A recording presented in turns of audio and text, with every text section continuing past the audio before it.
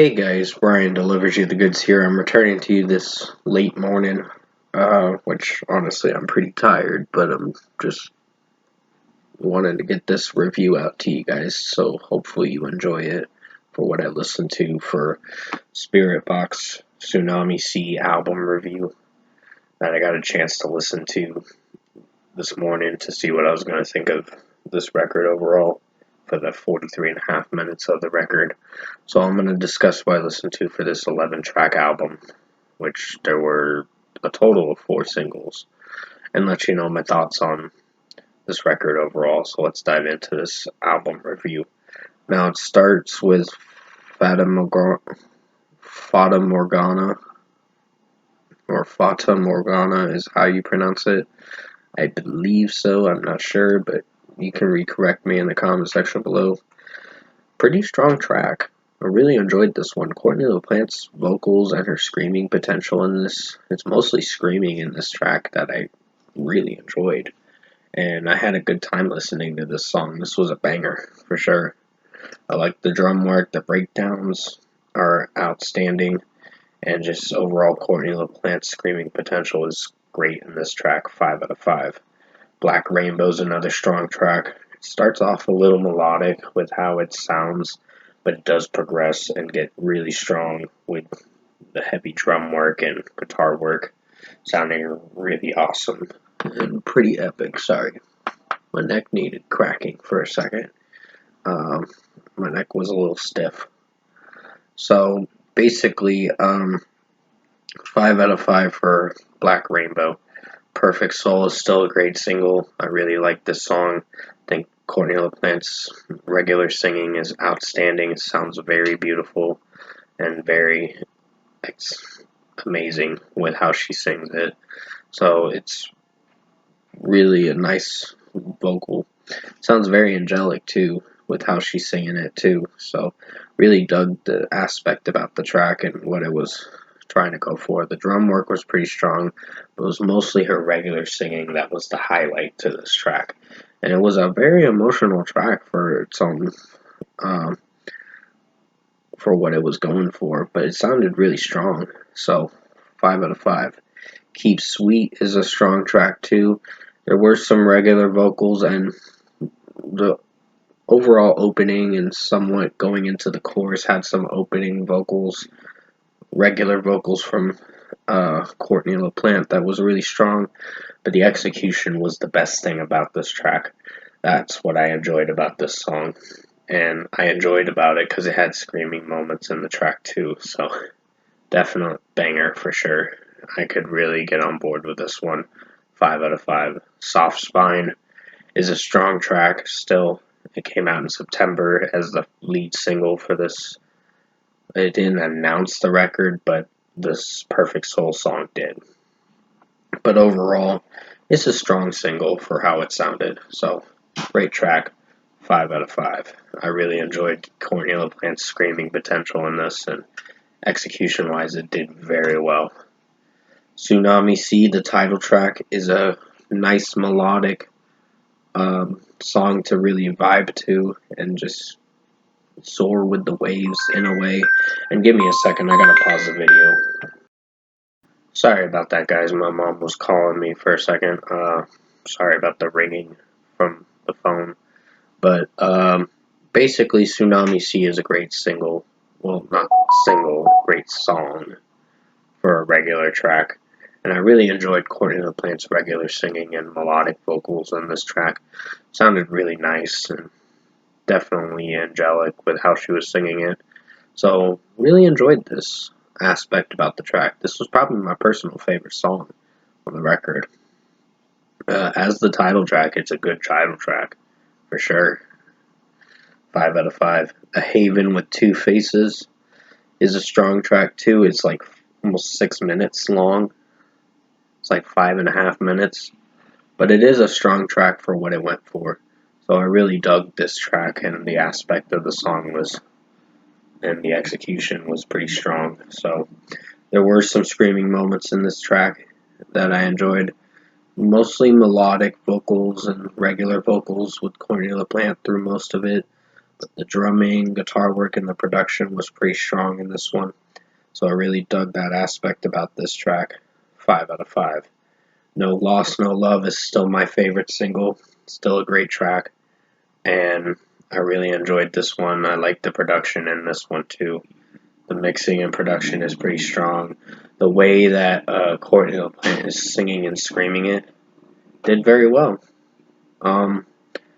Well, just like the talking, singing, or whatever was interesting aspect of the track as the single, but the screaming moments were the best part of the song that I personally could get on board with. So 5 out of 5. Then we get to Crystal Roses, which was the unfortunate letdown and the slip up for the record. So, what I'm going to give the reception for this record, for the overall rating I'll be giving it. But other than that, Crystal Roses does have an interesting atmosphere to the song. There's a few good qualities of this song. The only problem with this song is the production and the electronic auto-tune vocals of Courtney LaPlante's voice. It does not work. I don't know why. I cannot get on board with this track. I just really can't.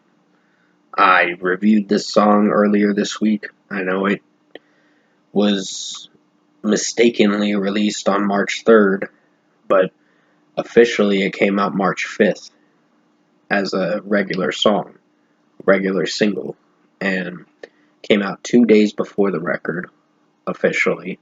It said March 4th, but they knew they had to release it, unfortunately, because someone leaked it out. So they're like, okay. They were very disappointed, which I'm sorry that you guys had to go through that. Courtney LaPlante and them had to go through that. And I do like this band. I really do. They're one of my favorite bands. It's just this song has electronic vocals that do not work and mesh well with the track. The production and mixing could have been a little better with this track. It's a little overproduced. It's very, like, cringy with her vocals in the track. I mean, I could hear her regular vocals with the auto-tune, electronic vocals. And it sounds nice. The lyrics are great. I love the lyrics. But I don't like how the song is mixed, produced, and how the electronic auto-tune vocals with Courtney LaPlante's voice sounds. This was the biggest slip up for the record, 2.75 out of 5. I still would give it that rating, unfortunately. I wish I could give it a stronger rating. It's just, there's good and bad with this song. So I'm very disappointed, but in the middle with this track. I don't hate it, but I don't love it. Ride the Wave was a pretty strong track. It had some good moments in this song. And execution-wise, I think Ride the Wave pulled it off very well with what it was going for. Started melodic for a little bit, but then the screaming part came close to near the end of the song, and the rest of the song had more screaming in it that I enjoyed from Courtney LaPlante, and just the way the mixing, the drum work, the guitar work is sounding did very well, and I really enjoyed this track. 5 out of 5. And then we get to the closing track, Deep End. The closing track was amazing. Really like Courtney LaPlante's regular singing in this. And this track was a good closing track.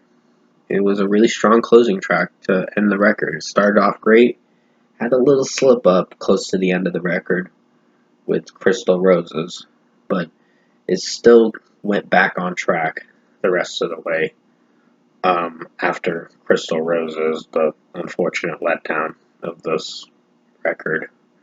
But overall, 5 out of 5. So overall, production, mixing, and execution-wise, I think Spiritbox Tsunami C is a good record. Do I love this record? Only time will tell. It's a grower for sure.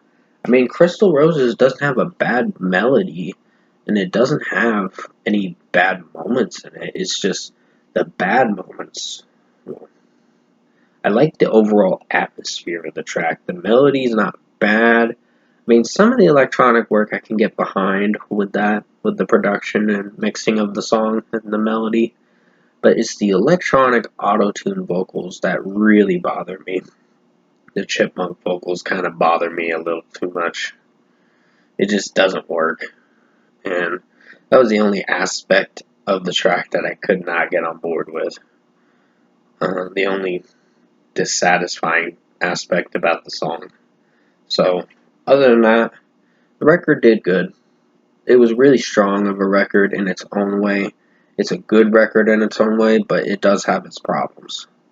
So if I were to give Spiritbox Tsunami C its deserved score, I'm feeling a good 8 out of 10, a strong 8 out of 10. It is a good record. It'll probably be the good album of the year, because most of the singles were pretty strong, um, except for Crystal Roses. That was the unfortunate letdown. I only gave that a 2.75 out of 5 because I didn't know if I was going to this song was going to grow on me. It has not grown on me too much, but it's grown on me a little. The song is not bad. I don't hate the overall vibe to the track and the melody, because the atmosphere of the song and this melody sounded really interesting. But the unfortunate letdown of Crystal Roses was the electronic vocals.